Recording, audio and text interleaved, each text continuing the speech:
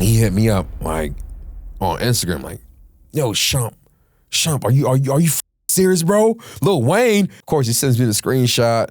It stopped playing me. He sees my credits on it. I woke up in the morning and my phone was going completely insane.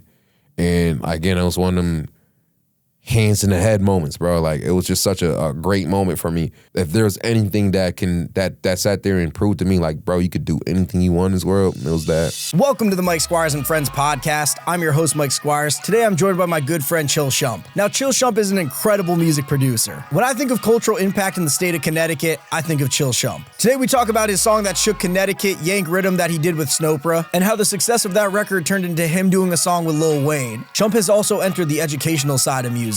And I got to speak with him about his after-school program that he does teaching students music, and how when he posted the class on TikTok, it went absolutely viral and grabbed the attention of Kelly Clarkson. I also want to say Shump is a good dude with a good heart, and I'm really thankful to have him on the podcast. Now, if you want to support the Mike Squires and Friends podcast, all you gotta do is hit subscribe on YouTube or download on your preferred podcast platform. Now, with that being said, ladies and gentlemen, sit back, relax, and enjoy this episode of Mike Squires and Friends.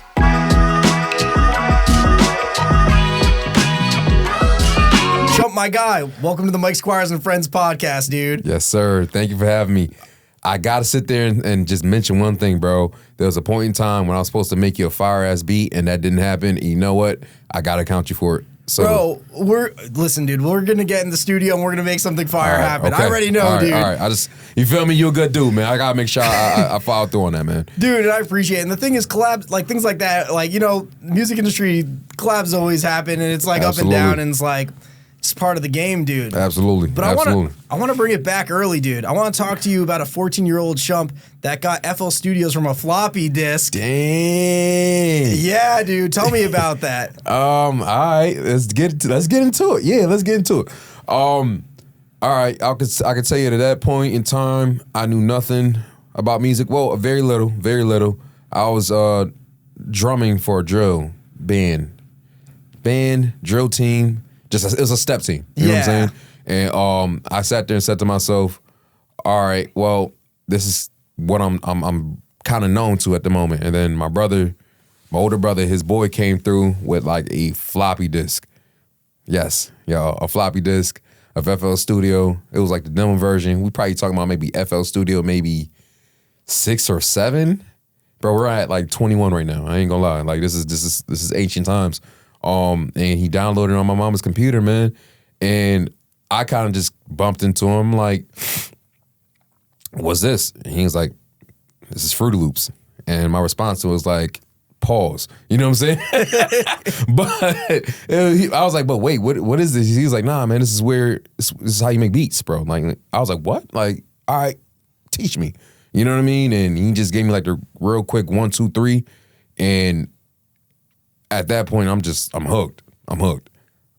I ain't do nothing but sit there in front of that computer, make beats left and right, learning. This is kind of before the YouTube era, for real. Like the YouTube era, excuse me, where like, I feel like in today's world, if you want to learn how to make beats, all you got to do is go on YouTube. You know what I'm saying? True. YouTube University, dude. Exactly. You know what I mean? And I didn't have that. So I kind of really learned, I got self-taught myself. You know what I'm saying? Every little turn, crank, notch, mix, whatever your case. I learned that myself, which I love that now because there's nothing about that program I don't know. You know what I mean? So that was the starting point, man. I ain't gonna lie. Yeah. So at what point do you start getting into the studio with artists? Good question. I would say,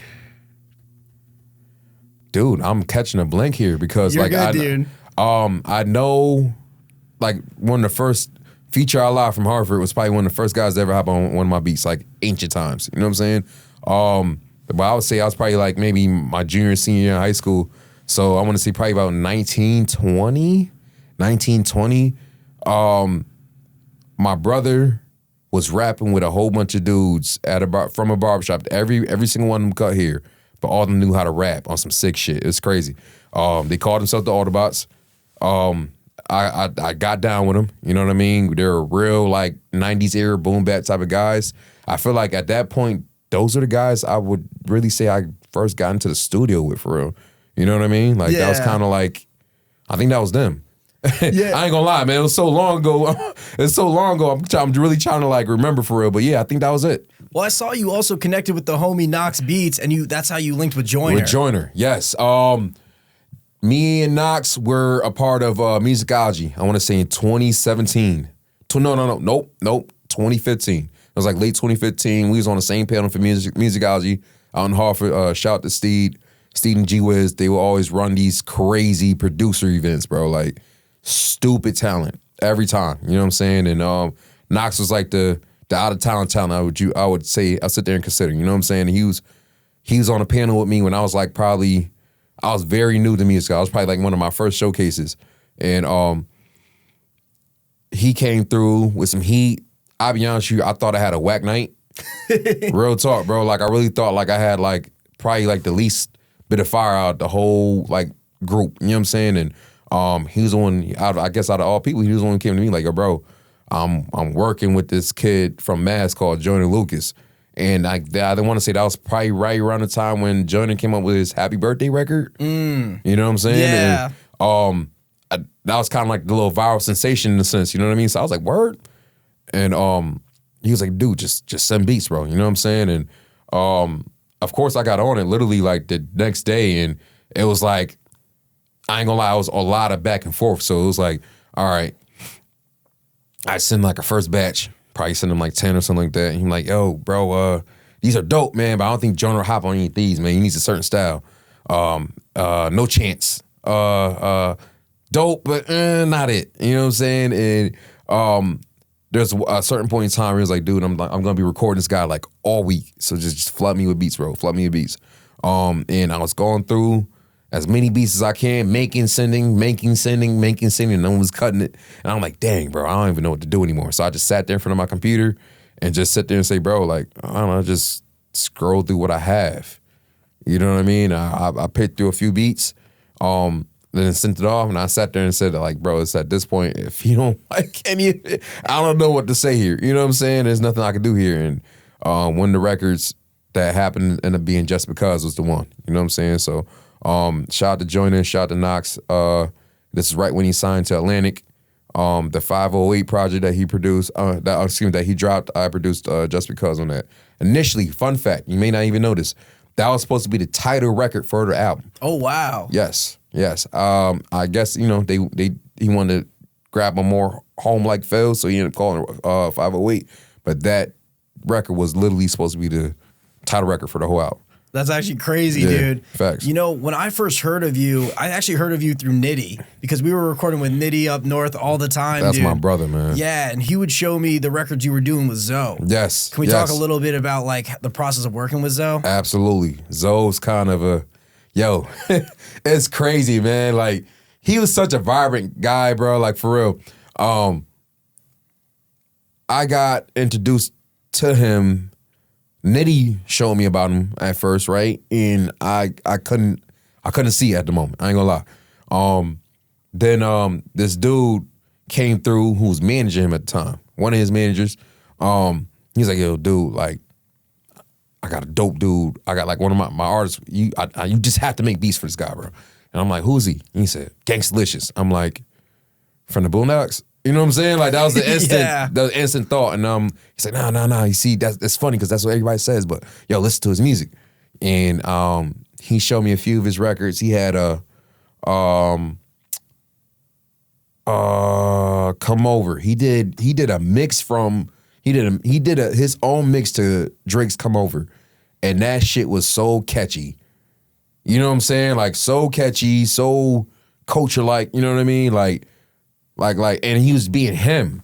You know what I'm saying? Like, young, vibrant kid, crazy colored hair, dance vibey. You know what I'm saying? Always dancing everywhere, man.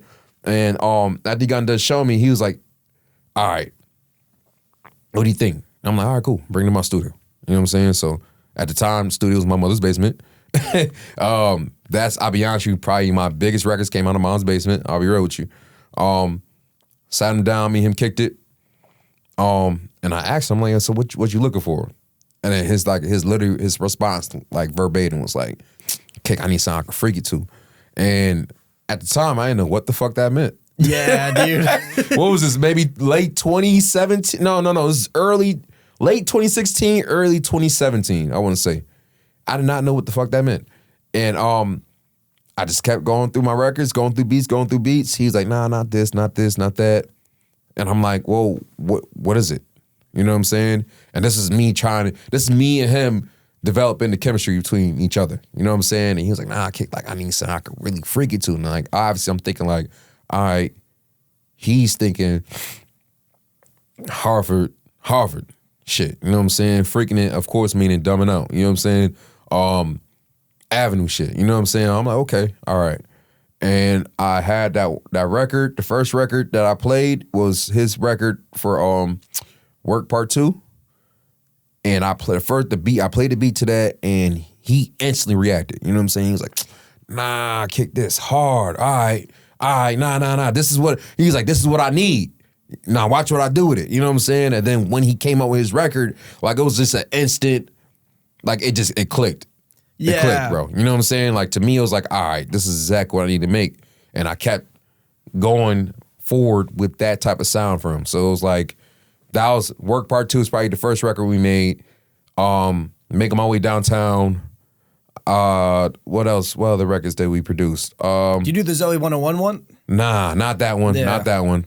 What else did I make for him? Bounce Biggity. Come Over Part 2. We made a lot of records, man. But you know what? A lot of records. When I think of all those records, dude, and I think of you as a producer, bro, the cultural impact that you've had. When I think of cultural impact in Connecticut, I think of Shump, dude. Appreciate it, man.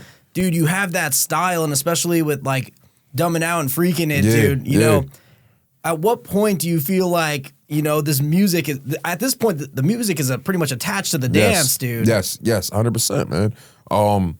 I think at that point, man, we could talk from anywhere between 2016, 2017 to going into then on.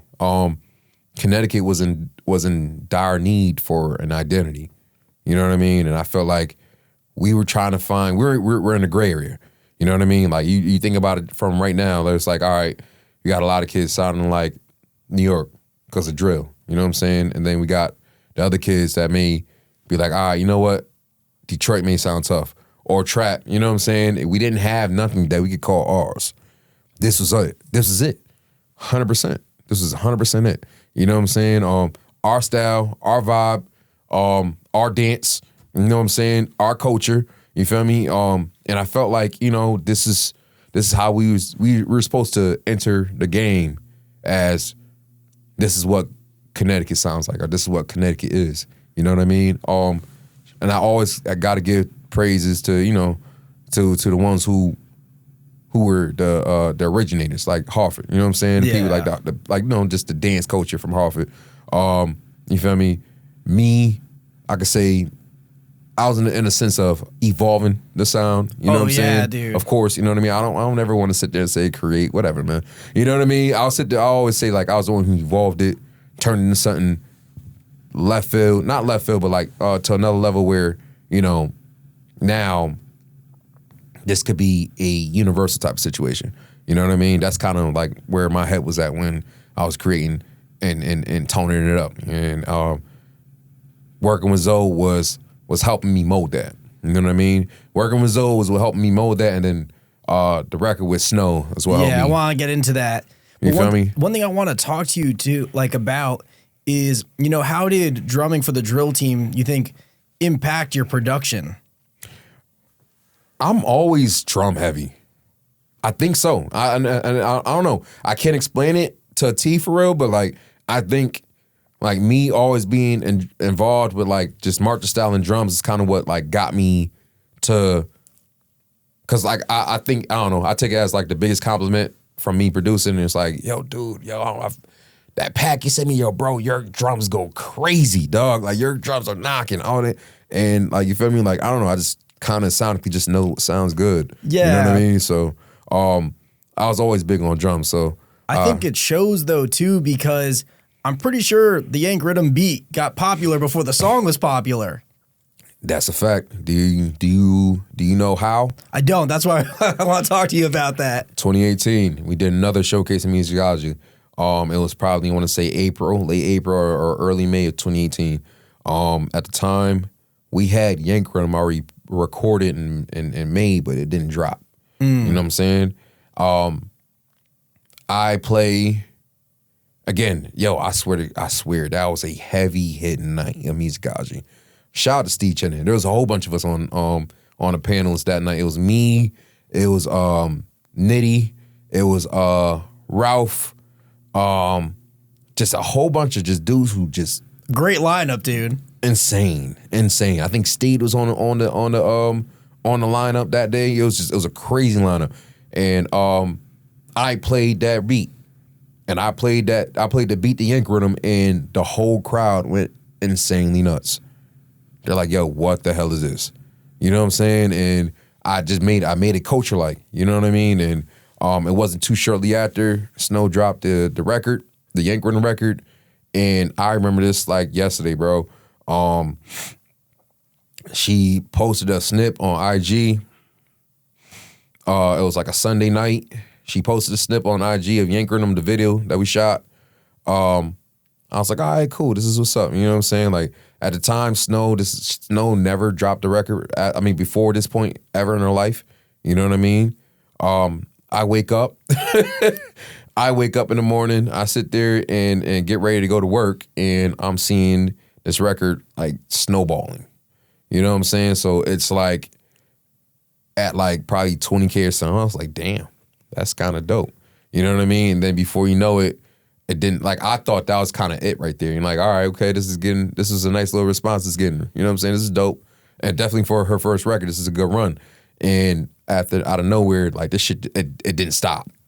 It didn't stop. So before you know it, there was people sitting there like, you know, yo, Snow, what's this record? What's this record? Oh, yo, Shump, did you make this beat for Snow? Dog, this is crazy. One of my guys randomly kind of like on some just trying to support type shit, sat there and posted the video on Twitter, and it caught over 1 million views. Yeah, dude. And I was like, what the fuck is going on right now? You know what I'm saying? So now I was like, all right, okay, I get it.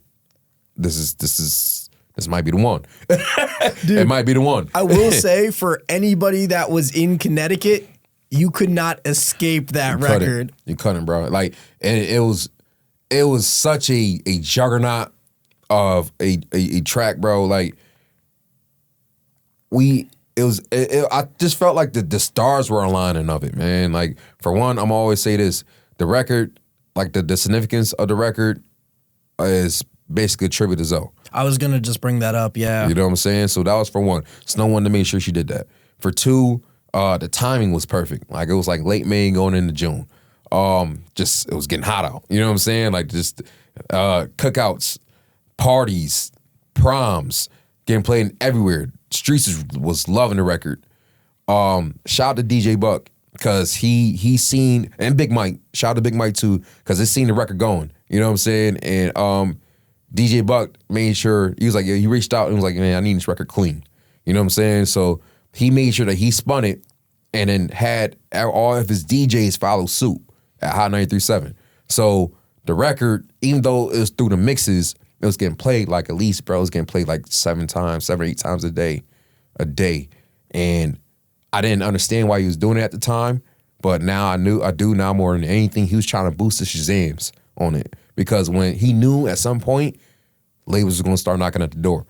And one of the main things they were going to look, they were like, they wanted to know if people were really checking for the record.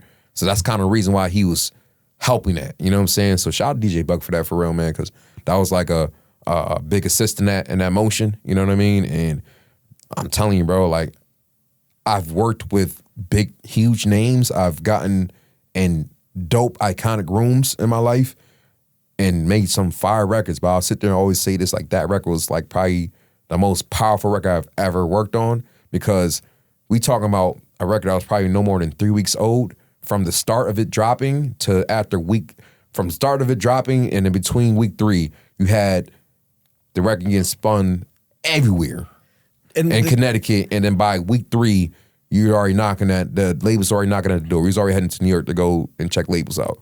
And let me sit there and say this too: every label wanted to sign Snow because of that record. Every label you could think of wanted to sign Snow because of the record.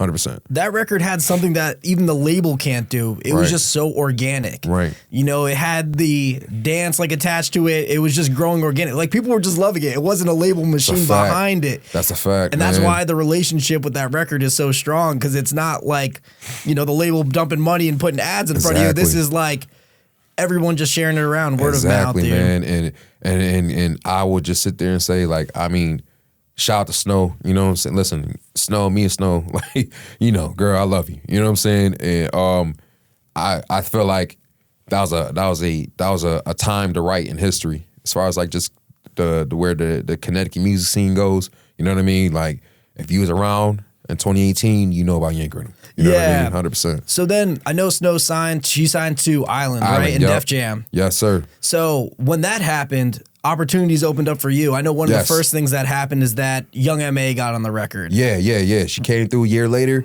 hopped in on a remix.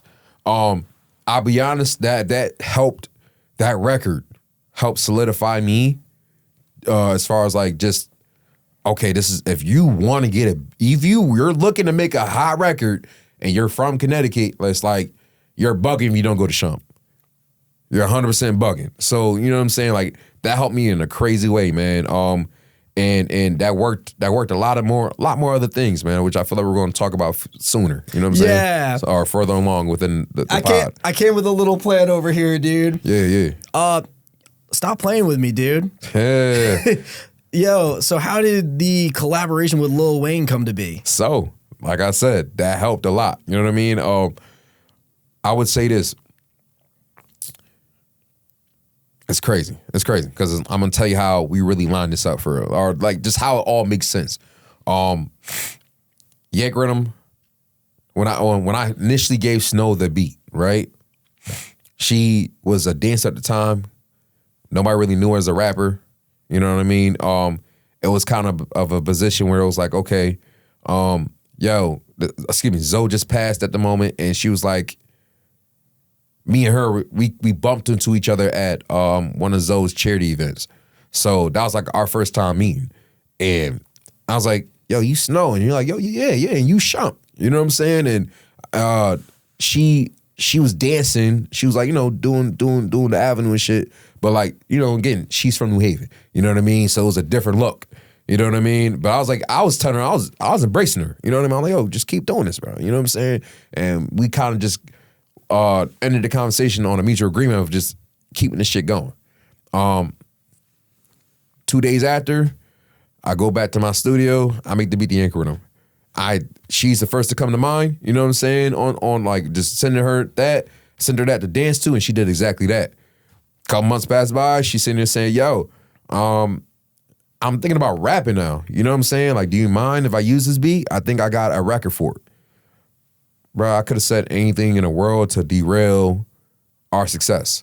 You know what I'm saying? Like, I could have sat there and said, like, yo, nah, I need like 500, 600 money that with who I'm sitting there saying to myself, it's just petty. You know what I'm saying? And money that I knew for a good chance she probably wasn't gonna pay.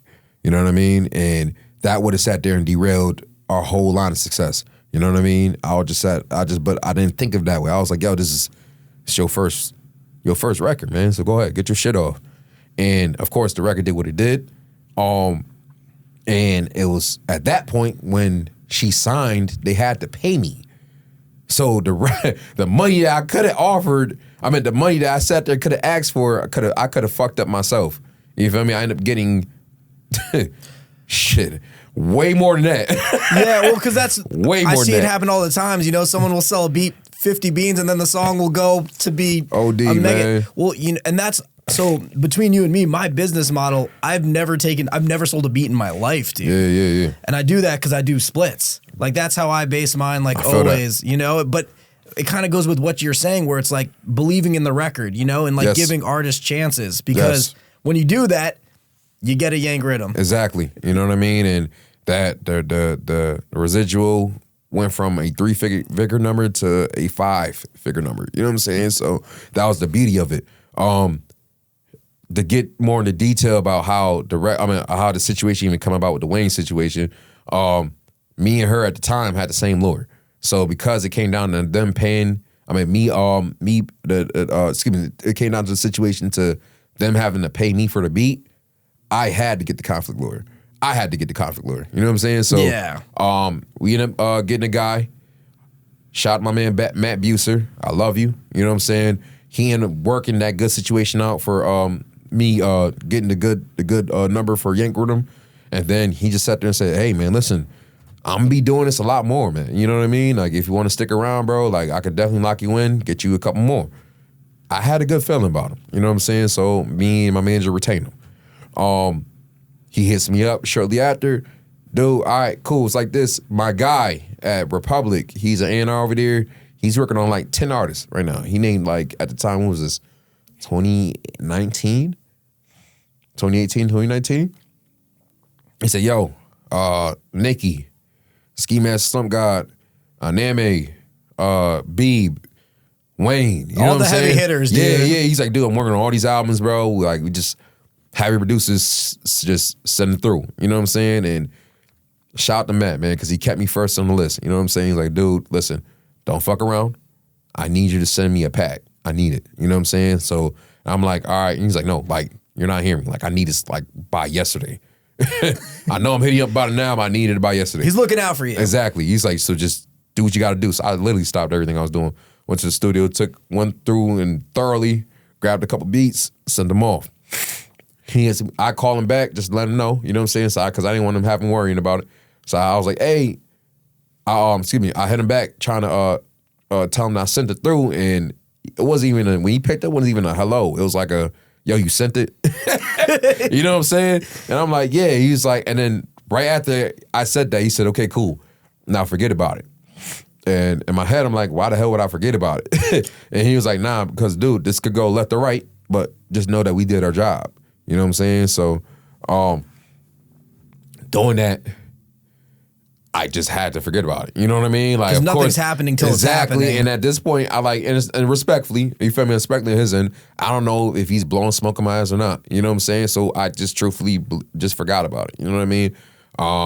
A good like few months passed by. I just kept on doing me here back in CT. We get back on the phone and we talking, we chopping it up. He's like, hey man, all right, so listen, bro, we got a couple things coming up here. Make sure you handle this business over here. Oh, that's right, yo, Lil Wayne did a cut on one of your records. And I'm like, it was just such a nonchalant response from him, man. I'm just like, yo, are you kidding me? Dude, I grew up on prime Wayne, bro. Like, I grew up in an era, like my high school era was like from 06 to 09. You know what I'm saying? So everything, we talking about dedication mixtapes. We're talking about the droughts. We're talking about No Ceilings. We're talking about the Carters. Like, this is what made Wayne Wayne. Like, this is what made Wayne iconic. You feel me? And like, you didn't go to a class or hit the corner while hearing a Wayne verse. You know what I'm saying? I played football. All we played before games was Wayne. If it wasn't Wayne, we didn't want to hear it. You know what I'm saying? So at the time, Wayne was God. He was God, bro. You know what I'm saying? And to sit there and hear that, I was like, yo, I just made like a full court shot. You know what I'm saying? Like, it felt crazy. So he's just like, dude, don't get too excited because records get cut every day. But understand, like, this is a good sign.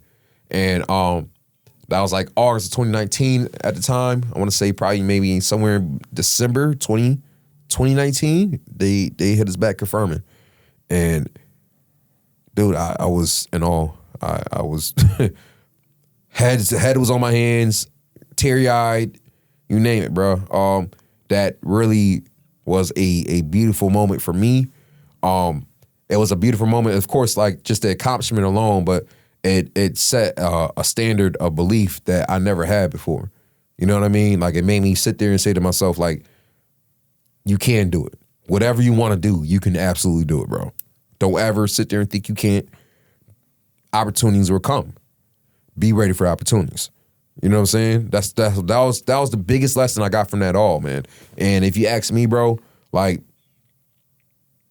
who's to say that's to happen if I charge Snow that petty ass $500. You know? You could be ruining your own opportunity. Exactly. You know? So that's kind of like, that was like the biggest learning lesson I've ever, not in the learning lesson in a bad way, but you know, that was the biggest form or at least testimony of just understanding your opportunities when you see it. Yeah. You know what I'm saying? So what's the feeling when the record comes out? It's album drops because I remember it's like no other, man. The album drops January 30, 2020. It's a Thursday. I'm running around. I'm running around, calling my lawyer and asking my manager like, what's the deal for real? You know what I'm saying? I knew this. This is what I knew, which got me nervous at the time. Wayne said that he was going to be making adjustments on his album because of, this is, rest in peace, Kobe. You know what I'm saying? This is right when Kobe Bryant passed away. And he was sitting there saying like he had to make readjustments for the album. And I didn't know what that meant. I don't know if that meant adding on songs. I don't know if that meant cutting songs.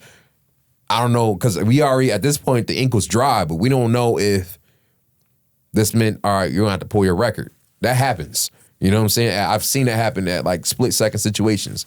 So, I'm sitting there kind of nervous. Nervous, you know what I'm saying? I'm like, yo, bro, when is this going to drop? And he's like, yeah, the album's going to drop midnight Western time, so Pacific time.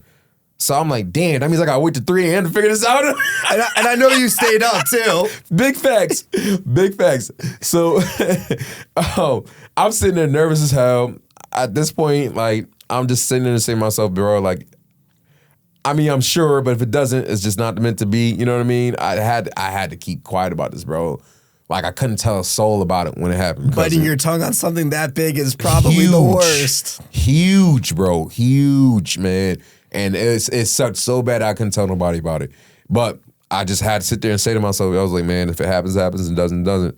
I laid my head down and I got a notification from a random, I want to remember his name, man. It sucks that I can't remember his name because he's a good dude. But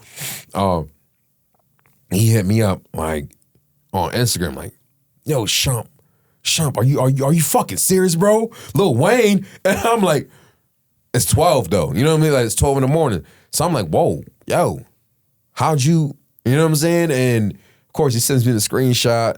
It stopped playing me. He sees my credits on it, all type of stuff, man. Shout out to my man Ribs on the beat. He co-produced on it. That was a dope experience alone, man. He's shout out to Riz. He sent me the loop. I kind of just did from there. He sent me the loop. It was like some pianos, and I just got my Shump shit on, man. You know what I'm saying? Yeah, when I listen to that record, I hear those drums, and I'm like, oh, this is clearly Shump. You know, and before I knew it, man, I woke up in the morning, and my phone was going completely insane. And again, it was one of them hands in the head moments, bro. Like, it was just such a great moment for me. I couldn't believe that. That was just, again, like I said, that was if there's anything that sat there and proved to me, like, bro, you could do anything you want in this world, it was that. And dude, it doesn't end there because then the album goes gold. It goes and then gold. #1 on Billboard. Yes, man. How was that feeling? Beautiful. Yo, man, and that's what I was saying, bro. Like, it kept giving. It kept, like, that situation just kept giving, man. And big shout out to everybody that was involved into making that happen. Shout out to my management. Shout out to my lawyer. And shout out to the A&R, man. Josh Berkman, who is a very great guy. He was just like he was just A&R for Republic at the time. Now he's like one of the top presidents in Republic. You know what I'm saying? So shout out to him, man. And we just trying to make it happen. That's the thing, bro. Like, when that door opens of that relationship, especially when you do such a great job on that album, you know what I mean? Like, the numbers show that the record that I produced was like one of the top, you know what I mean? That relationship stays open, you know what I mean? So who knows, bro? You might be seeing another Shump and Wayne production coming up really soon. You know what I mean? So how was working with Kid the Wiz? Fire. Me and Kid the Wiz didn't necessarily make any production that released, but he's a dope dude, bro. Very welcoming, very, very informal. You know what I'm saying? Didn't have a problem ever like trying to like spread off knowledge to anybody, man. I grew up on light feet too. You know what I mean? That was an era of mine as well. Cool situation being. I think me and him met in Trinity College. He was performing out there. Him and his crew. Me and my peoples came there to go check him and see what's up, man. And we pulled up on him. They sat there and kicked it with us. It was a dope vibe. It was a dope vibe. Him and the rest of the guys. Shout out to Jono. Shout out to my man Joe Black. Man, yeah. They get. I feel like your guys over there. Yeah, I feel like your guys' styles like definitely connect. Absolutely. I feel like Dumbing Out and Light Feet is a parallel world. That's what I'm saying, Swear, dude. man. You know what I mean? I think these guys, they're established and cemented on their sound. You know what I'm saying? And just what they do in their movement. You know what I mean? And I feel like we were kind of like baby footing our way into getting ourselves, our identity formed. You know what I mean? And they were welcoming. Usually, like people like that, kind of like, man, y'all jacking our stuff, bro. You know what I'm saying? Nah, get up out of here. You know what I mean? But nah, like they're really like, no, this is dope, bro. Like, show us. A lot of love, show us, dude. man. Yeah, man. It was tough, for sure. Dude, I want to shift gears a little bit because, like most of us, I know you had a tough time at the top of the pandemic, dude. Yes, bro. Listen, man. It was, again, like I said, like the Wayne situation came and it was like, it was there. You know what I mean? Like everything was lining up for me perfectly, bro. I couldn't sit there and say to myself, like, bro, it's no way you're not gonna sit there and get a situation now. You know what I mean? We went to Republic. I want to say at the time, it was like right after the Wayne situation dropped, we went to Republic Records. Sat there and kicked it with some A&Rs, played them some beats. They were very, very pleased with what we had going on. Very dope, man. You know what I'm saying? So they gave us a situation like, yo, we could see us working out a publishing deal with you for sure. You know what I mean? And that's what I wanted. You know what I mean? And my lawyer's like, nah, well, what we're gonna do is like, we're gonna, like, this is dope, but we're gonna get you out in LA too. You know what I'm saying? So we're gonna get you to LA. We're gonna get you in a situation. I mean, we're gonna get these meetings with you. Same thing gonna happen. At the end of the day, I want a Chill Shump bidding war. That was his plan. You know what I'm saying? And we were set to leave to go to LA March 26th to 20. It's crazy, bro. Like, cause it was like literally at the end of March. It was like I want to say March 24th or something like that. And I remember this, bro. Again, it's such a vivid memory. My birthday's on the 10th, March 10th. We're in the studio. We're celebrating. Me and my team, we celebrating. You know what I mean? Like, it was a good first quarter of the year. You know what I'm saying? There's a little word going around on the news about, you know, this little flu-like symptoms is going around that nobody knows about at the moment. And it don't mean shit to me at the moment. It don't mean a damn thing to me at the moment. I'm just sitting there saying like, yo, dude, this is it. I'm real close. I'm probably gonna hit that point of signing the deal. God is good. You know what I'm saying? And God is always good. You know what I'm saying? But of course, like I said, I remember like no other. Birthday was on the 10th. By the 12th, the whole world shut down, like completely. I remember that vividly, bro. Like they shut everything down. Jobs in a position was like, yo, you guys got to stay home now. You know what I'm saying? We're in a position now where all offices are getting closed and everything like that. And to me, it's like, oh, this is weird, but I know it's gonna blow past in a couple weeks, right? I'm still sitting there thinking, I'm calling my lawyer like, yo, because he's out in LA. You know what I mean? And I'm calling my lawyer like, hey, man, like, we still good for the 24th? And he's like, dude, Shump, man, like, offices shutting down, they kicked me out. You know what I mean? So we just gotta wait this one out for a little bit. I mean, again, that was when COVID was scary. You know what I'm saying? So we don't know what the real deal is with this shit for real. So the very hot hand that I was having at the moment was like kind of went on some lukewarm shit. You know what I'm saying? So I just kept doing what I knew. Staying at home, staying in the state, making records. Just trying to be that guy when it comes to producing for real. That year, me and K-Dose came up with HAO, Hoes All Over. No, I know that record, dude. Absolutely. Me and Dose. Shout out to my man Dose. We just trying, I was just moving, man. You know what I'm saying? And I think a lot of things happened in that position. You know what I'm saying? Fortunately, I ended up losing the studio I was at. You know what I'm saying? So it led to me to having to get jobs out of like necessity, like I needed it. You know what I'm saying? And but again, it was a blessing in disguise, man. Because again, I got hired at a school system, and that's when I learned how to.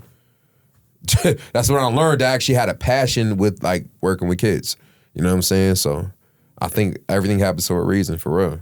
Yeah, I was gonna ask you like how you bounced back from that. So you got a job at a middle school, right? Yes. So how'd that come to be? So shout out to my man, my dog, Eric Flores, man. He hit me up and he was like, bro, like, if you're looking for work, you know, you always come work with me. And I'm like, oh, where you work at? And he was like, Pulaski. Come work with me at Pulaski. And that was the middle school at our hometown. And in my head, I'm thinking like, dude, I ain't no teacher. What you mean? You know what I'm saying? He was like, nah, man, listen, it's not a teacher position. This is about behavioral. You know what I'm saying? Like I'm good with the people in there. I could sing you a good word, just apply. You know what I mean? And I did like he said, and we had an interview, and I thought I bombed it. Yeah. I thought I completely bombed it. And they ended up calling me back shortly after, and they're like, yeah, nah. Yeah, let's get you in. Let's get you started on this day. We just make sure you do everything you got to do. Get you started on this day. And within that process, I really learned, as far as like me being there for as long as I did, that I really had a great passion with just dealing with kids. So my favorite part of the story, though, is that from this, you start an after-school program. Yes. And that was kind of off of some, bro, I ain't gonna lie, I made that school program, me and my mans, just thinking like, yo, all right, we could use some OT, so why not? You know what I mean? And in a sense, he was like, yo, we should come up with something. In my head, I'm thinking like, yo, bro, like, what do you mean? Like, what were we gonna do? like some Parks and Rec stuff where you just kick it with kids, help them do their homework and play sports. And he's like, dude, you make beats, bro. You make beats. I do stuff on the camera, whatever, man. We can sit there and just make up a club and have kids teach them. Just teach them. I'm like, I can see myself doing that. You know what I mean? And it was like, I want to say it was a group of like maybe, we started off with a group of 6 kids. And every single one of them 6 kids was like super locked in. You know what I mean? Because this is a different form of producing. To them, it's like them making music. It's like having a guitar and a band or a drum set or some bongos or whatever. You know what I mean? And that'll be the teacher's idea of making beats. But no, Mr. Shump's idea of making beats is totally different. Whole time, guys, you got a whole teacher here that's done some dope stuff from where you guys, from the state that we're from. And you don't even know it. Dude, well, I was going to say that, dude, because listen, there are a lot of like music teachers out there, but there's not a lot of people that teach music that have produced for Lil Wayne, #1 on Billboard, dude. Yeah. Come on, dude. Yeah, man. And that's the dope thing about it, man. Crazy part is too, right? It's like Yank Riddim, right? We'll just throw Yank Riddim out there. Yank Riddim will get played in the dance, in the school dances, like our school dances. And the first time, of course, these kids, they're loving the record. And I'm just sitting there in the corner, and these kids, like, I was like, yo, these kids have no idea. Dog, you're literally the meme, dude. You've seen that like, meme? Yeah. Like, where's the dude sitting there? It's like, they have no idea that I produced this song. Yeah, they have no idea, man. No idea. Like, I think it took me going viral for them to figure that out. You know what I mean? So it was like, I want to say it was like the last school dance we had a couple months ago. The Yank Riddim record played, and the freaking kids surrounded me. Like, they're like, "Oh my God, this is your record!" Right? So, again, man, like just working with the kids, it's such a dope feeling, bro, because you can see the wheels turning in their head, bro. You know what I mean? And I'll be honest, you do. Like sometimes these kids really just need some type of outsource. Just something other than whatever they're going through. Sometimes, bro, like these kids go through some shit. You know what I mean? And it could be in school, it could be out of school. You know what I mean? Some of these kids got real fucked up at home situations. You know what I mean? We're to the point that you may have Johnny. Example, you may have Johnny. He lives in the projects and his mom works third shift. Dad's not around at all. And he has 2 younger siblings. Mom has to make the shift in order to pay her rent. So she has to go. Johnny's the oldest. He has to make sure he takes care of his sisters or brother, right? Get up in the morning, brush his teeth, get his siblings up, brush their teeth, make sure they're set, you know what I'm saying, to get home, to catch the bus. And then he's going to school late so he can make it there. And none of them's eating. None of them eat. None of them had any breakfast in the morning, right? So you get Johnny that comes in school probably maybe a half an hour late, right? Comes through, he's tired. He's gonna walk inside that classroom, put his head down. He may be going through something at the moment. It could be a lot. Mind you, he's still living in the hood.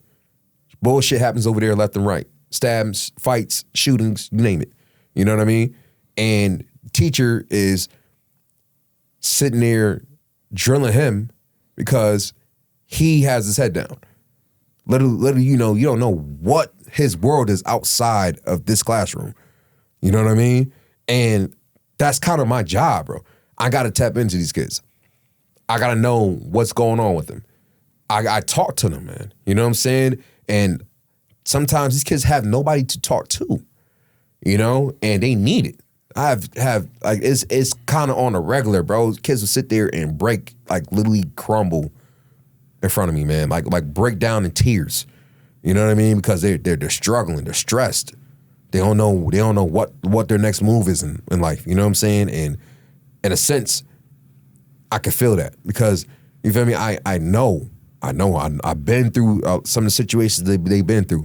I've seen things that they've seen. You know what I mean? Like I grew up how you grew up. So to me, to them, they're talking to somebody that they know understands. So it's easy for me to tap in with them. So when Johnny wows out inside Miss Turner's room, right? Mr. Shump comes in and instead of me drilling him, right? Johnny, you're acting up. This is it. You're going home, calling your mom. No, it's Johnny. Come walk me outside, man. Just step out the classroom. Come talk to me real quick. Come take a walk. Let's go to the gym. Shoot around a little bit. Let's talk about it. You know what I mean? And that's when they open up. And I've been able to get the respect tenfold from that, in that form. You know what I mean? So that's a huge thing. At least, like, it holds a huge value of importance to me, man, because I'll be honest with you, bro, like, this is our youth, bro. This is literally our future. These are going to be our next whatever we may need in life. Yeah. You know what I mean? So we have to make sure they're in good shape. You know what I mean? Because if not, how are they gonna take care of us? Let's be real. So with that being said, in my program, it has a lot to do with that too. You know what I mean? Like I get to tap into the kids and really figure out what's going on with them. And because they're in my program, I hold a standard and expectations from them, and they hold that and apply that to themselves. So, fast forwarding, right? Me and I want to say it was like last year, early of 2022. Me and a kid are making a beat together. I recorded on my phone. Lily propped up my phone and just went through a whole teaching process of teaching kid how to make a beat from start to finish. He and him and me did not see where this was gonna go. Yeah, I wanted to talk about this because I have an idea of where it's going. Yeah, at all. We did not see where this was gonna go at all.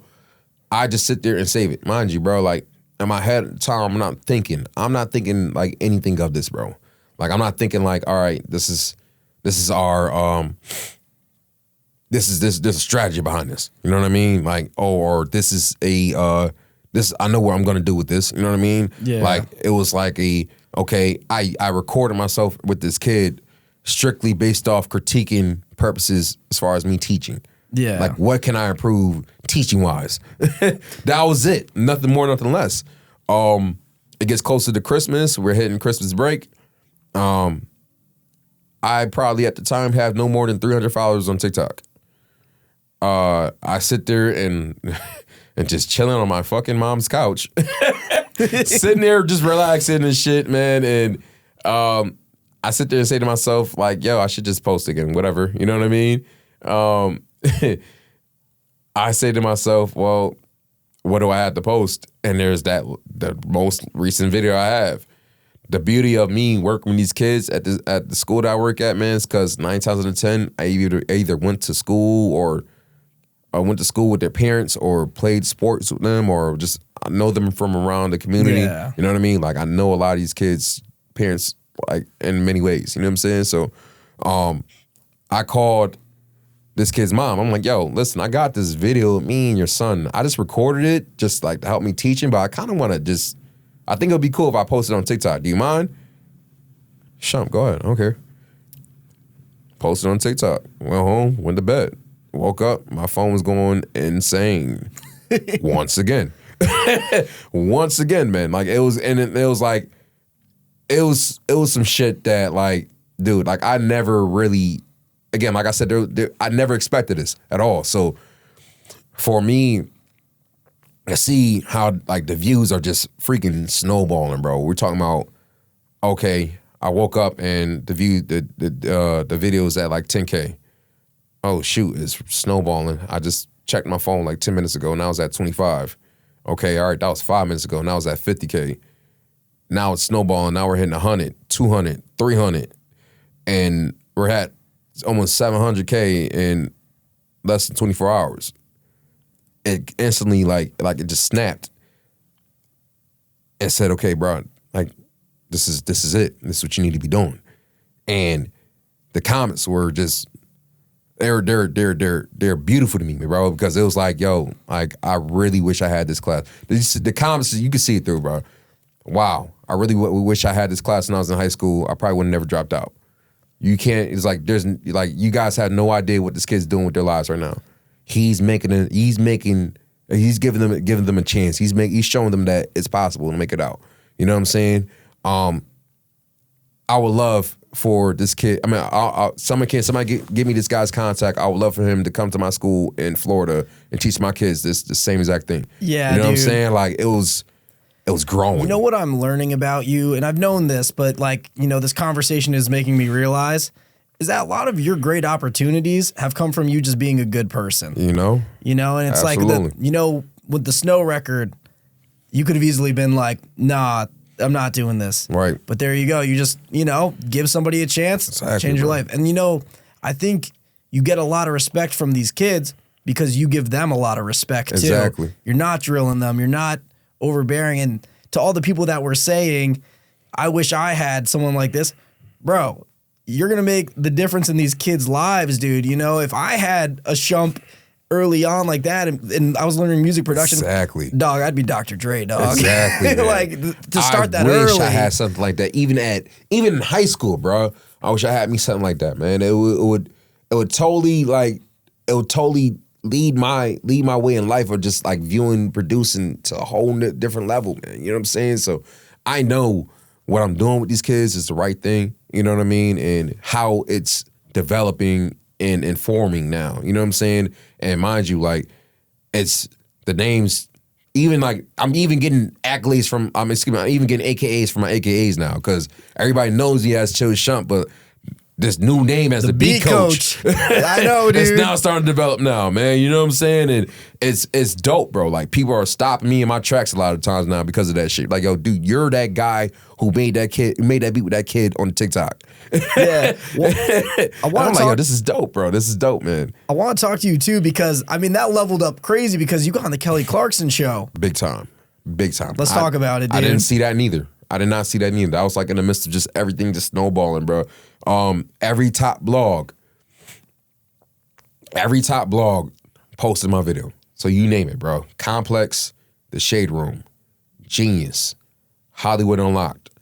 Oh my God. Like, it was crazy. Like, it was just a lot of dope blogs just reposting it. So at this point in time, the world is seeing this.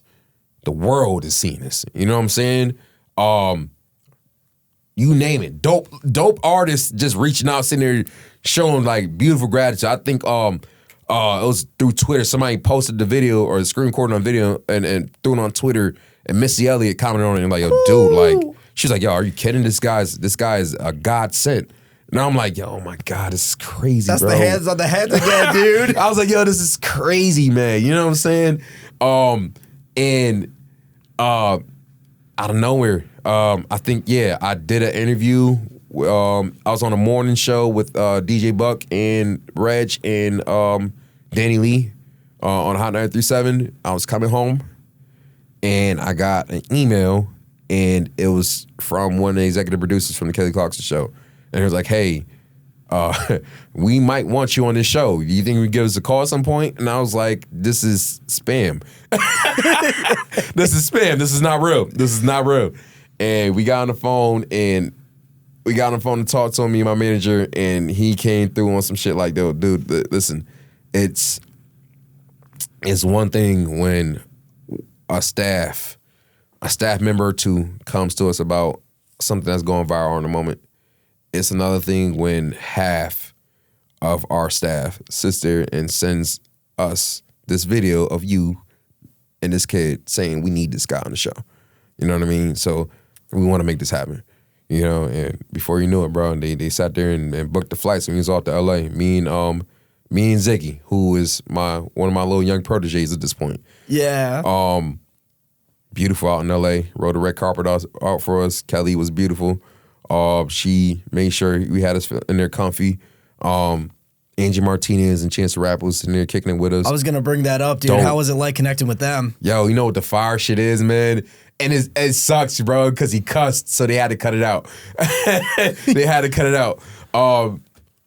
While we were on set, they were recording, and they were recording, and they were showing him the clip of me and the kid making the beat. But it wasn't like it was just like one of their little. It was part of the set where they was showing the clip of me and the kid making the beat, and he seen it and he looked, and then he said, "Oh shit, dude, that's you." Dude, to have that cut out, you know though. Yeah, he's like, dude, oh shit, dude, that's you, and then he's like, yo, bro, I watch your videos, man. Yo, you're tough. Damn, I didn't know it was you.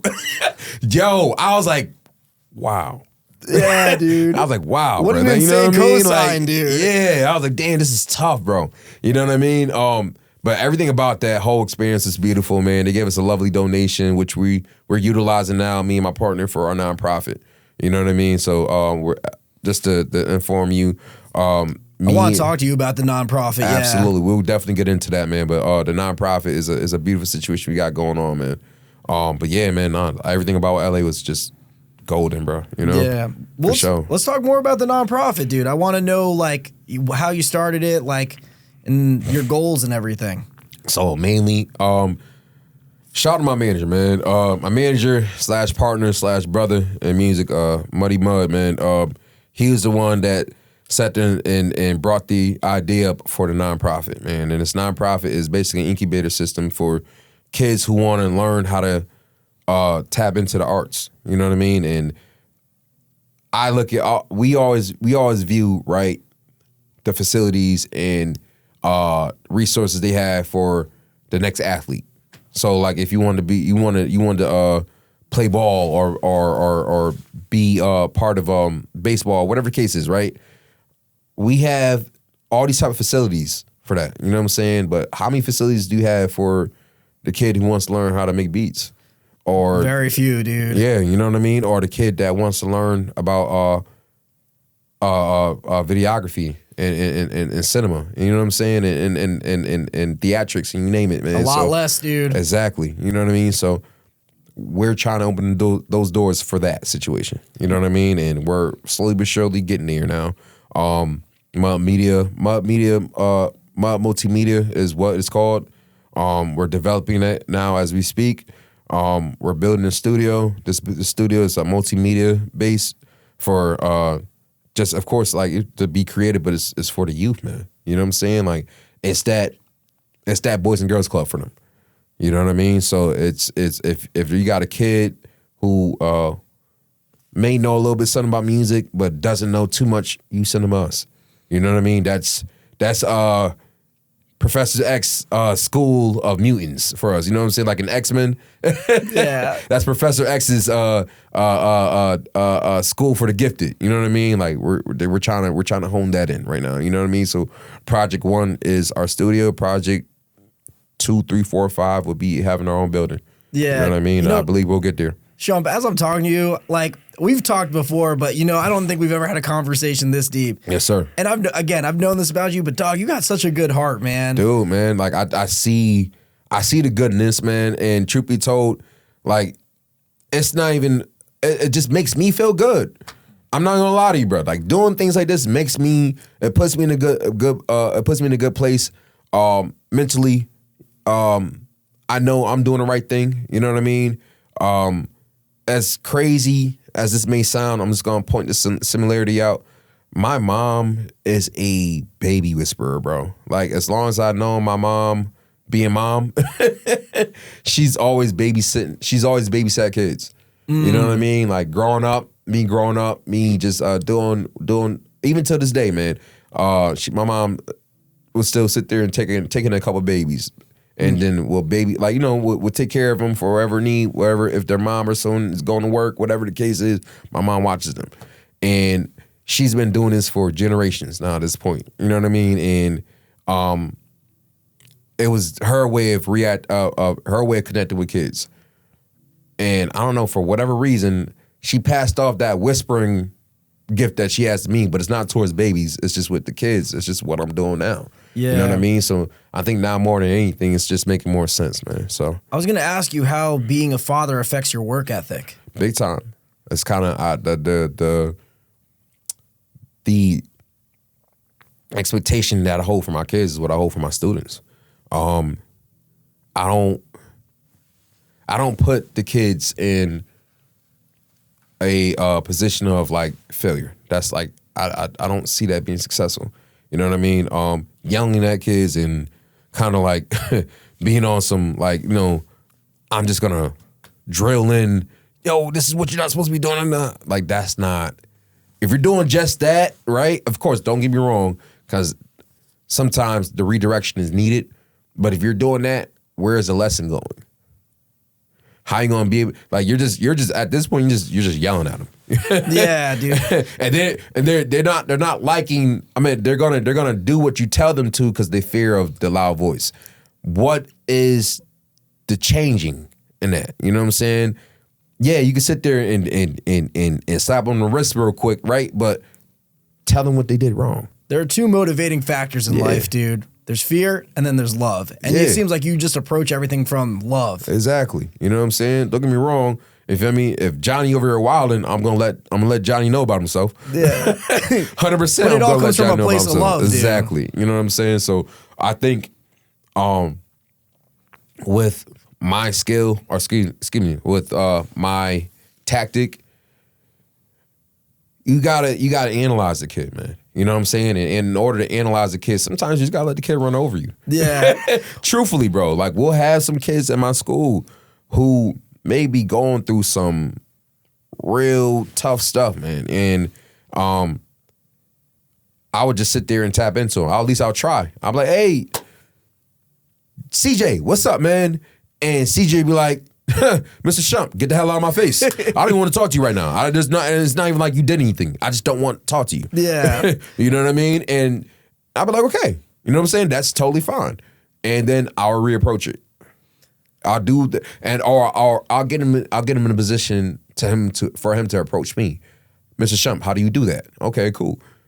You may not like me, but everybody else in school does. Everybody else in school loves me. You know what I'm saying? So they'll sit there and see the kids react to me. See the kids sit there, talk to me. See the kids have a problem with something, so they sit there and express that to me.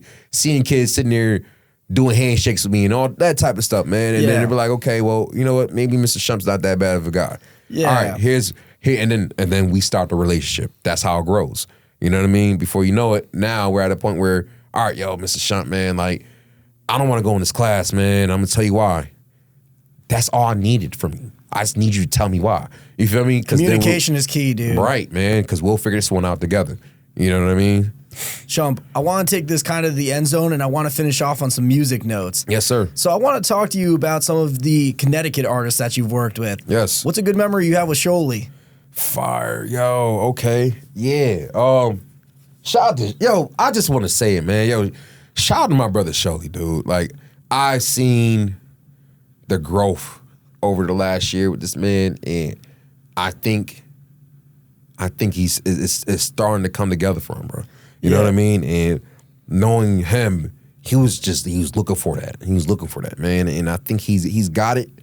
I think he's really about getting to the point now where he's a move or two away for pulling off some big stuff, and he's like, to me, like Connecticut's big brother. You know what I mean? He's gonna rep. He's gonna put on, and he's gonna rep for the state. He's no making matter where Connecticut he's at. proud, dude. Exactly, bro. Like every stage that he's been on in the last year, he has made known that he is CT Brad, bro, and I love that, bro. So shout out to my man Show, bro. Holy One, man. One of our dopest little moments. I would sit there and say, wow. Okay, yeah. 30th birthday. I had it in my studio. He pulled up, Anoyd pulled up, and Mike Flowz. All three that I have super solid relationships with. We go to the office room, it's all of us kicking, a couple homies, we sitting there kicking it. And you know what? We just sat there and just the bars just got the flowing, bro. You know what I'm saying? Like, and this was like the wreck to wreck. You know what I'm saying? Like, you nice, but I'm nice too. And yo, don't forget about me, I got it too. So all of them was just going at it, bar for bar for bar, bro. And for whatever reason, I wish we had that documented for somewhere, but it was all good because it was just us in there, man. And when I sit there and tell you that was probably like the illest cypher I've seen or been able to witness, still probably what's the word for it? I know. Never mind the word. I'm just sitting there saying I was probably pretty intoxicated. But that was probably one of the dopest sights I've ever seen, bar for bar, man. And it came from those three. Yeah, so, dude. I mean, some of the best spitters in the state, dude. For sure, man. And that was such a dope vibe, man. And the party alone, at least just like my party, was like a lot of CT artists that came through and just showed love, bro. And that made me feel good, and just it solidified that I've made some great impacts out here, man. So you definitely have, dude. Beautiful. I said it earlier, but when I think of cultural impact, you're who I think of, dude. Appreciate you, man. Man, I want to talk to you about a memory you had with Anoyd. Woo, yo, me and Anoyd. First time I ever bumped into Anoyd, or knew of Anoyd, right? There's this guy from my hometown. His name was Kevin Mark. He used to do these little ciphers. And his first cipher ever that he had, I knew it was the last person on the cipher. And I was going, just checking out, me just silently critiquing the talent in there, right? And I knew that this last one had some dope shit. You know what I'm saying? So I'm like, yo, this dude is dope. Who is this dude? He's like, it's Anoyd from Bloomfield. So I was like, yo, what's his number? Like, yo, yeah, no, I'm trying to tap in with dude, man. Like, let me get with home. Let me get with home, man. And he came to come check me in mom's basement. You know what I'm saying? And I knew, me and Anoyd knew each other for like, I want to say a good solid, well, this was like in 2011, 2012, I want to say. So since then till now, man, to me, I'm going to say it, bro. Like, he's probably one of the most lyrical I've ever came across, bro. Bro, like, seriously. Bro, even all my travels, this isn't even a Connecticut thing anymore. This is all time, dude. Like from double entendres to metaphors to you name it, bro. Like to concepts. You know what I'm saying? Like to you name it. Like it is this dude is just kind of like just out there with it, bro. It's witty. It's super witty. super witty, man. And that breed or caliber of rap is very few these days. Yeah. Very few these days. I would sit there and say this, you don't bump into an Anoyd every day. Just like you wouldn't bump into a Sholey every day. You know what I'm saying? And that's what makes these artists exactly. Dude. You know what I'm saying? So for sure, like shout out to Anoyd, man. That's bro for real. And I want to talk to you about a memory you might have with Tye Henney. Fire. Me and Tye Henney linked. What was the first time me and Tye Henney linked? Maybe 2019.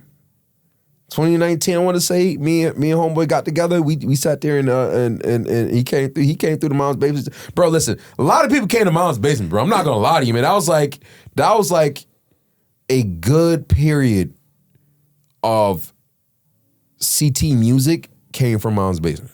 I believe it, dude. Swear. And I know you've worked with all these artists. That's why I'm bringing it up. You know dude. what I mean? But Henny, man, Henny's always been a solid dude, bro. You know what I mean? Our relationship's always been cool and copacetic by all means. He came through to Will Kit and we banged out a record together. I really want to work more with Henny. I do. I think with me and him we could really bang one out for real. We gotta lock it in one day. Like I said, bro, I can't wait till the studio open up again because I'm telling you, when the studio opens up, that's when we're in full speed. You know what I'm saying? So, but yeah, definitely shout out to Henny, man. That's my dog. Yeah, and I'm just gonna keep the theme of Connecticut artists, dude. What about Mike Flowz, man? You kidding me? Me and Mike got a different relationship, man. Like that's really like my brother. You know what I'm saying? Like, Mike is my kid's uncle. You know what I mean? Like that's where our relationship stays, man. Our first link was in 2012. We banged out his first mixtape together. Our chemistry enhanced immensely from us working each other the way we did over the years. You know what I'm saying? Like that, again, like it was rapper producer for a solid 7 or 8 years. You know what I'm saying? Like Mike made me a better producer. Swear. You know what I'm saying? Like he's made me a better producer in many ways, bro. You know what I mean? You need people that push you. His style of his range of versatility. You know what I'm saying? His style of flow. He could give you melodic songs, but please do not ever get it misconstrued. He will wrap circles around a nigga. Swear to God, I've seen it. You know what I'm saying? So, perfect example. Me and Mike worked on King OVK together. I executive produced that whole tape that he did. Goats that him and Anoyd did was on that project. And on Christmas, it gave off it was like Christmas of 2016. It gave off such a strong impact just around the area we was at. Before you knew it, Funk Flex was sitting there reaching out to him like, yo, we want you to come through to spit a freestyle, man. We heard your tape. Come through this day. Are you ready? You know that don't threaten that man with a good time. Hell yeah, we going. We're going, man. You know what I'm saying? So shout out to Flowz, man. Literally like a brother of mine, bro. You know what I'm saying? Like and I think there's more for Mike Flowz to come.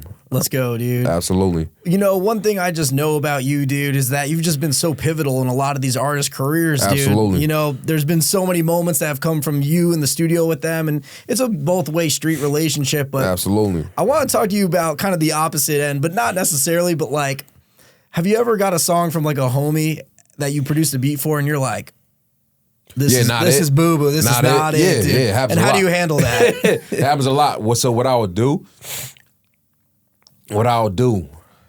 I'll sit there, I'll sit on the record, yo, bro, give me a day or two. Give me a day or two. Let me sit there and just really like listen to it real quick, develop it, develop a sound for it. You know what I'm saying? And let me reach back. Let me know how you. I'm gonna reach back to you. And I'm gonna let you know how I feel about it. And then I reach back. I'm gonna tell him like, nah, this one ain't it. You know what I'm saying? But you know what I mean? Again, like that doesn't mean we stop. That doesn't mean the relationship between or the producing stops at that point. Hey, when are you free? Okay, cool. We're gonna lock in. We're gonna make a session. You're gonna come through. We're gonna lock in. We're going to go and revise through this together. That's what a producer is, bro. You know what I'm saying? Like, a nigga that's gonna sing you a beat is a beat maker. A dude that's gonna sit there and say, all right, yo, you should say this record like this. This verse will go probably be tough being second instead of first. Yo, say this like this. Okay, yo, you know what? I have an idea. Let me call this girl up. She's a dope ass background singer or background vocalist. She's gonna get on the hook. Yo, flex this like this. You know what I'm saying? Maybe we gonna do 3 different versions of this sound, right? That's producing, bro. That's producing. It's me getting my Bill Belichick on. Simple. You know what I'm saying? But like Tom Brady, Bill Belichick, not like today's Bill Belichick. But I feel the respect that you show all the artists is kind of similar to the respect you show the kids. You know, Absolutely. It's like you're not drilling the artists where it's like, yo, this is not it. Stop doing this. It's like, yo, let's take this walk and figure this out. Exactly. Like, especially my trailer producer, man. Like, I'm gonna let a rapper or artist, more or less, right, get off what they need to get off on the record, right? Let them do what they wanted what they wanted to do initially on the record, right? And send it when they send it back. That's my time to sit there and listen, and right to myself. I'll critique it myself, right, and sit there and say to myself, all right, we could fix this. We could add on this, okay? You could say this a little differently. I could do more. You know what I mean? Let me add on this. Let me revise on this. Let me critique this up. You know what I mean? Let me tweak this beat a little more. This part could use a drop here. You know what I mean? Like, that's really producing. You know? Like, I'll be honest with you, bro. Like, that is what separates a lot of people. Like, because I ain't gonna lie, bro. I'll be real with you. I feel like the label producer gets tossed around loosely. Oh, yeah, you know what I'm saying? dude. And you get caught in the game of mastery. Just because you know how to make beats doesn't make you a producer. Oh, yeah, dude. It doesn't. You know dude, what I mean? when I'm in the studio, dude, I'm like helping write. I'm helping melodies. I'm throwing out ideas. Like, and that's producing. Yeah, making you know a great what I'm saying? song, Like, dude. that's producing. And I feel like also, right, with producing, it doesn't mean it's just 1 and 2. It can be you in a room of creatives. You know what I mean? It could be you you artist and engineer. And the engineer sitting there saying, oh, dude, this is probably sound. You feel me? He's at this point, he's getting co-production per credits, right? It could be you, producer, engineer, and a group of entourage. Just and for the how vibe the entourage sometimes, dude. reacts is a good signal. You know what I'm saying? Like that's all in the mix of producing. You know what I mean? So Shump, I got one question for you. Yes, sir. What advice do you have for the up-and-coming producer? Okay. My bad. Nah, absolutely. No, I just want to make sure I answer this correctly. Following somebody else's path will put you in the back of line of everybody else doing the same exact thing, right? You want to make sure you separate yourself as much as you possibly can, right? How do you do that? I don't have the answer for you. You have to figure that out. But I think that recipe will take you a long way. Dog, that was like beautifully said, dog. I got goosebumps when he said that. I was like, yo, I feel like I'm like listening to a movie soundtrack. Absolutely, but man. I couldn't have said that better myself, man. Yeah, for sure, man. That's real advice. I want to end this by just asking, what's next for you, dude? Again, man, I have another hat to wear now. You know what I'm saying? As a beat coach. So, my job as of current, right now, at least my next goal, at least I want to accomplish, I want to get my youngest that I've been teaching, I want to get them established. I want to get them in position. I have all my resources, everything, every hand I've shooken, every label room I've been in, every A&R that I kept in solid and tight relationships with, I'm still cool with them to this very day. I want to get them up, right? I want to get them on board. I want to get them in situations. I want to pass it along to them because I didn't have that. You know what I mean? And I want to put them in a position, bro. You know what I'm saying? This beat coach situation is going to evolve in a beautiful way. You know what I mean? And I'm doing a lot now teaching the educational side of producing more than anything. And it's such a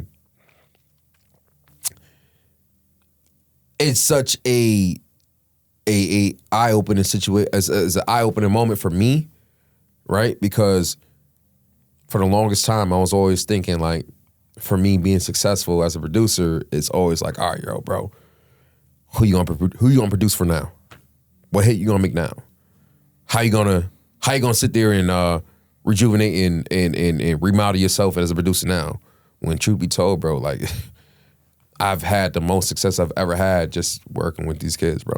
And the craziest thing about it is, it's not like I'm trying to figure out the next rabbit out the hat. You know what I mean? Like, it's never been so clear of what I need to do next. You know what I'm saying? So, I'm doing the one-to-one with kids now, teaching. I'm doing online sessions now. I'm traveling to do workshops at schools now. I'm doing a beat coaching. Pretty soon we're gonna be doing beat coaching seminars, where I just have kids, adults, you name it. We set up an area, whether it's in Connecticut, New York, Jersey, Philly, you name it, wherever. We set up an area, get a studio booked, and have people come through. And whatever you need to learn, I could teach you. You know what I'm saying? I'm at that point now where I'm not trying to be the best at producing, bro. Like, I feel like that was me for a long ass time, bro. Like, I just wanted to be. I want to be the best producer. No, I don't want nobody to sit there and say they make beats better than me, or they make bigger records than I can. Whatever. I don't care about that, bro. I don't. You know what I'm saying? Like, I'm in a position now where it's like, go off. You know what I'm saying? Like if that's what you want to live, if that's how you want to live it, please, bro. Please do, man. I have a different purpose. I was just going to bring up that exact word, dude, because as I'm like listening to you right now, it seems like you found something that a lot of people don't find, and that's your purpose. It's a purpose, man. I figure out, like, everything that I'm doing is literally a purpose, bro. Like, just, at least as far as what I'm doing right now, is literally considered as a purpose to me. So, I'm just trying to get these youngins right, man, get them in position, put them in a position that I was never in, you know what I mean? And truth be told, how I do that, right, is going to elevate the legacy of Chill Shump even more. You know what I mean? So that's kind of what I'm worried about right now, for real. Shump, I want to thank you for coming on, my man. Squires, listen, bro, you just holler at me whenever, man. Whenever you need me, bro, you know, I got you, man. Yeah, you know dude, I really appreciate you coming on here, and I think there's a lot of people that are going to learn a lot and take a lot away from this. Absolutely, man. I want that. You know what I'm saying? I want that. I want people to know that anything you do is possible. Don't give up. Just find a way. You know?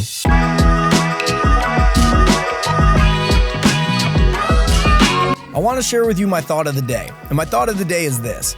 If you can't figure out your purpose in life, figure out what your passion is, because your passion is going to lead you to your purpose. As I talked to Shump today, I could just tell how fulfilled he is by everything that he's done in life, and how excited he is to keep it going and what's to come. And I think whatever you do in life, you got to lead with your heart. I think the average person will find a lot of success in life if they just lead with love. And I know life can be hard sometimes and keep you down, but don't let it change who you are as a person. And also, you got to believe in yourself before the world does.